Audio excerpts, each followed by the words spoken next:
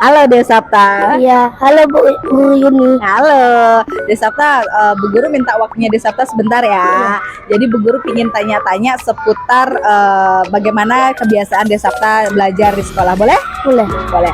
Jadi pertama Desapta, Bu Guru ingin tahu apa Desapta itu tahu kemajuan belajarnya Desapta selama ini. Tahu? Kayak gimana? Bisa cerita nggak sedikit? Bisa. Saya biasanya tuh paling suka pelajaran sejarah, IPA, matematika, dan olahraga. Wih, emang kelas 3 udah belajar sejarah ya? Saya belajar sendiri di rumah. Wih, mantep banget belajar sendiri. Berarti Desapta suka mencari informasi ya, mencari tahu sesuatu ya? Iya, Oh, berarti itu kemajuannya Desapta. Suka belajar. suka. Oke, karena suka belajar. Jadi Desapta merasa suka belajar itu adalah hal yang membuat Desapta maju dalam belajar di sekolah gitu. Iya. Oke, apa lagi? Saya juga bisa mengetahui sesuatu yang belum diajarkan guru saya. Wih, itu kemajuan Desapta. Karena Desapta suka baca. Iya. Betul, oh gitu. Ya, terus kalau misalnya tadi kemajuan belajar Desapta karena Desapta lebih suka mencari tahu informasi sehingga lebih maju belajarnya di sekolah. Kalau kesulitan selama ini pernah nggak kesulitan? Pernah. Pernah. Apa kesulitannya Desapta? Bahasa Bali. Maksudnya belajar bahasa Bali itu sulit gitu? Iya, dulu. Dulu. Oke, kayak gimana kesulitan yang Desapta alami? Dulu saya masih nggak bagus sih. Saya dulu masih 79 paling besar dulu. Oh, berarti maksudnya nilainya Desapta tuh kecil-kecil di bahasa Bali, jadi Desapta itu merasa sulit. Iya. Yang buat sulit itu kira-kira apa misalnya? Cara baca dan membedakan cara membaca E-nya. Oh, berarti maksudnya itu ini kurang latihan aja gitu ya maksudnya ya? Iya. Kalau udah latihan nanti pasti bisa gitu ya? Iya, kayak sekarang. Oke, Desapta, menurutnya Desapta itu penting nggak kira-kira tahu kelemahan sama kemajuan belajarnya Desapta? Harusnya sih penting Oh, kenapa penting Desapta? supaya tidak terlalu berlebihan dan tidak boleh langsung percaya diri. Oh, tidak boleh terlalu percaya diri dan berlebihan kalau bisa. Terus kalau nggak bisa, nggak boleh insecure gitu ya? Iya. Betul. Tahu insecure? Enggak. Tidak percaya diri. Ya, seperti itu maksudnya ya. Nah, Desapta, sekarang Bu Guru tanya nih, Desapta kayaknya suka ngobrol ya, suka ngomong ya. Iya. Suka berpendapat juga? Suka Suka. Desapta lebih suka berpendapat tuh dengan cara bagaimana? menulis dan memberitahu langsung. Menulis dan berbicara langsung. Seperti itu. Iya. Oke, Desapta, Bu Guru ucapkan terima kasih banyak ya karena Desapta sudah meluangkan waktunya untuk Bu Guru wawancarai. Jadi Bu Guru cuma pingin tahu itu aja. Sekarang Desapta boleh lanjut lagi melakukan aktivitas yang lainnya. Makasih ya. Iya. Dadah Desapta. Dadah. Halo, selamat pagi Kanianda. Pagi Bu Guru. Kanianda, bagaimana kabarnya hari ini? Baik. Baik. Bu Guru izin mau tanya-tanya Kanianda, boleh ya? Boleh. Kanianda sekarang sudah di kelas 2 ya, bener ya? Iya. Oke, Kanianda. Jadi Bu Guru ada 3 pertanyaan. Yang pertama ingin Bu Guru tanyakan itu terkait apakah Kanianda itu tahu atau kenal dengan kemajuan belajarnya Kanianda?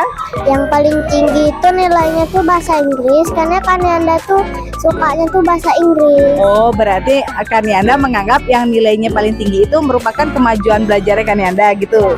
Jadi yang paling besar itu nilai bahasa Inggris. Kanianda kenapa suka bahasa Inggris? Karena tuh seru banget. Oh gitu.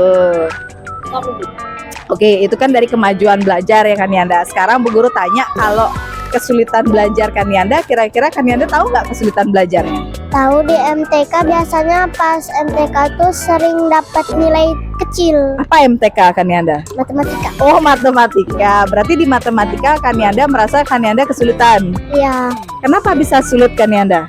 karena Kanianda selalu dapat nilai kecil. Kenapa bisa dapat nilai kecil?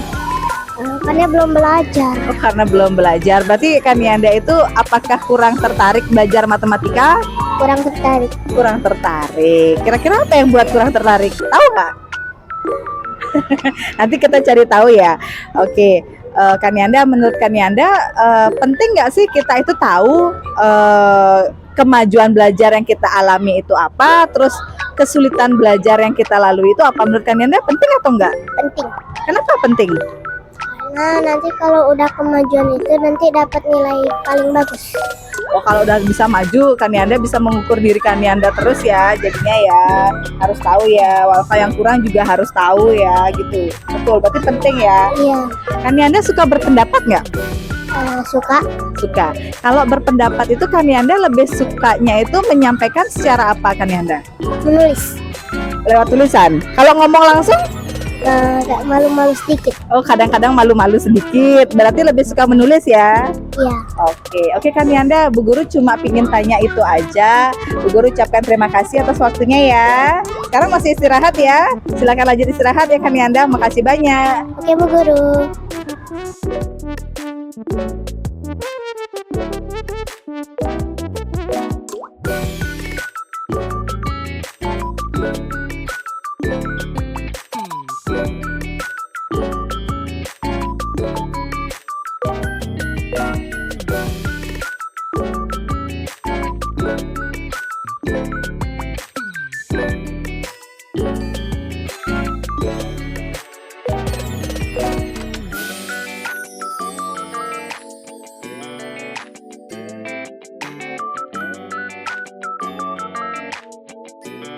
Ya, Bu, selamat siang. Gimana kabarnya? Baik Bapak, terima kasih nih Pak waktunya sudah menyempatkan diri untuk saya wawancarai hari ini. Ya, aman, Bu. Bapak, saya langsung saja Bapak G. Ya. Jadi di sini tujuan saya ingin mewawancarai salah satu tokoh yang berhasil menurut saya meningkatkan keterampilan berpikir reflektif pada murid, gitu, Pak ya. Jadi tujuannya untuk mengetahui kemajuan dan kesulitan belajarnya secara objektif anak-anak itu. Saya ingin tahu dari sudut pandang Bapak bagaimana caranya kita itu bisa berhasil dalam meningkatkan keterampilan berpikir reflektif murid itu, Bapak. Oke. Jadi gini Bu, kebetulan di tahun ini tuh saya ada kegiatan pengabdian masyarakat di SMA 1 Belah Batu ya. Dan kebetulan juga topiknya saya di sana saya lakukan bersama tim itu adalah untuk meningkatkan kemampuan murid melakukan refleksi diri. Jadi memang ada tantangan awalnya karena setiap murid itu atau sebagian besar murid yang saya temukan itu mereka cenderung malu mengakui keunggulan maupun kelemahan belajar mereka dengan berbagai alasan. Nah, kemudian yang saya lakukan kemarin itu ada namanya teknik cognitive behavior therapy, Bu. Jadi di sana murid itu diajak untuk melatih kejujuran dirinya. Kemudian perlu juga disampaikan yang penting menurut saya itu kemarin itu guru perlu menyampaikan bahwa hasil refleksi berupa kemajuan dan kesulitan belajar murid itu tidak akan berpengaruh kepada nilai yang akan murid-murid dapat. Ini saya langsung dapat dari murid karena sempat saya tanya, kalau gurunya nggak ngomong gitu, itu mereka akan tetap cenderung takut menyampaikan. Karena mereka takut dikira tidak tahu oleh gurunya. Nah, ketika mereka dikira tidak tahu, murid itu kemudian berpikir, nanti nilainya jelek gitu. Jadi salah satu strategi yang menurut saya berhasil kemarin itu adalah di awal itu menyampaikan bahwa apa yang akan mereka tuliskan, apa yang akan mereka tuliskan itu nggak akan berpengaruh pada nilai yang akan diberikan. gitu Bu, gitu. Oh, begitu ya Pak ya. Jadi dengan memberikan penguatan dulu di awal, siswa itu atau murid itu tahu dulu bahwa kegiatan merefleksi diri ini yang dilakukan oleh anak-anak tidak ada sangkut pautnya dengan nilai. Jadi cenderung anak-anak itu karena berhubungan langsung dengan gurunya saat dimintai refleksi dirinya seperti itu, jika ada kekurangan mereka akan takut mengungkapkan seperti itu ya Pak ya. Betul, Bu. Oke, Jadi berarti itu disampaikan di awal. saya rasakan kemarin. Kemudian saya juga menyampaikan bahwa tiap orang itu punya kelebihan dan kekurangan masing-masing, termasuk murid. Mereka tahu keunggulan dan masing. Justru dengan mengetahui keunggulan dan kesulitan belajar itulah justru itu suatu hal yang bisa menuntun mereka untuk lebih maju proses belajarnya dan juga jadi feedback buat guru kan untuk memberikan treatment siswa. Gitu Bu.